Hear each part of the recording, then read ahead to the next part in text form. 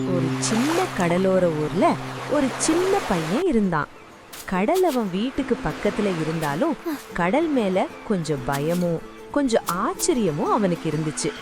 ஒரு நாள் அவன் கடற்கரையில விளையாடிக்கிட்டு இருந்தப்போ கடல்ல இருந்து ஒரு புதுசு நண்பன் வந்தான்.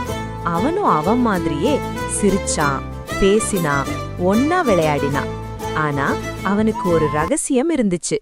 தண்ணி தொட்டா அவன் உருவம் மாறிடும்.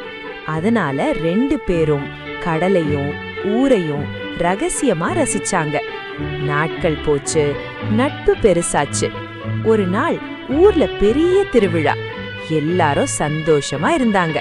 ஆனா ரகசியம் வெளியில வந்துடுமோன்னு பயம் வந்துச்சு. அப்போ அந்த நண்பன் சொன்னா, நம்ம யார் என்பதை மறைக்கிறதை விட அதை ஏத்துக்கிறது தான் உண்மையான தைரியம். ரகசியம் வெளியில வந்துச்சு. நீ எப்படி இருந்தாலும் நீ எங்களோட நண்பன் தான்.